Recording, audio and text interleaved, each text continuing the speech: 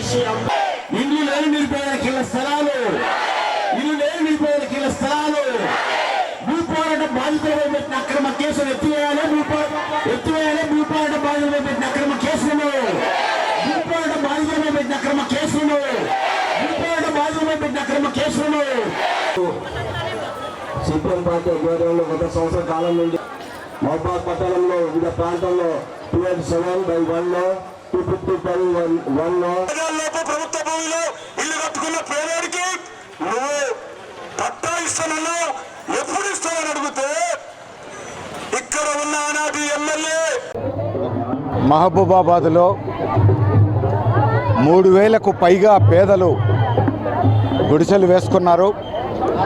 ప్రభుత్వ భూములు real estate కబ్జాకోర్ల పాలవుతుంటే కళ్ళు మూసుకొని కూర్చున్నటువంటి అధికారులు పేదలు ఆ భూములను రక్షించి అందులో పేదలకు అర్హత ఉన్న వాళ్లకు అవసరమైన భూమిలో గుడిసెలు వేసుకుంటే ఇప్పుడు రియల్ ఎస్టేట్ బ్రోకర్లతో చేతులు కలిపినటువంటి అధికారులు ఈ గుడిసెవాసుల మీద దాడులు చేస్తున్నారు.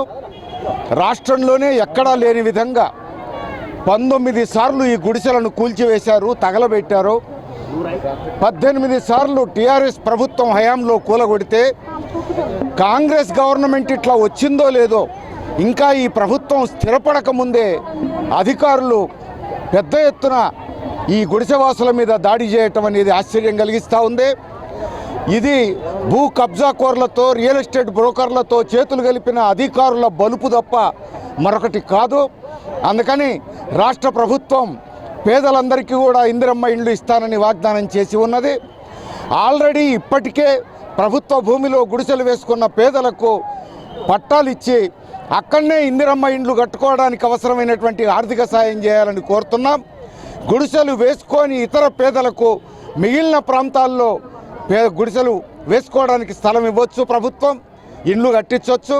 అందుకని ఇప్పటికే పేదలు గుడిసెలు వేసుకున్న స్థలాలకు మాత్రం అక్కడనే పట్టాలు ఇవ్వాలని, అక్కడనే ఇండ్లు కట్టించి ఇవ్వాలని మేము కోరుతా ఉన్నాం.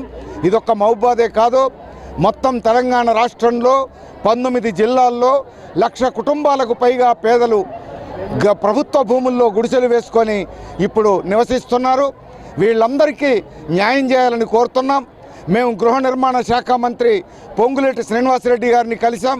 సాక్షాత్తు రాష్ట్ర ముఖ్యమంత్రి రేవంత్ రెడ్డి గారిని కూడా కలిసి ఈ సమస్య చర్చించడం జరిగింది. వారు సానుకూలంగా స్పందించారు. తక్షణమే ఈ సమస్య పరిష్కరించాలని చెప్పేసి మేము కోరుతాం.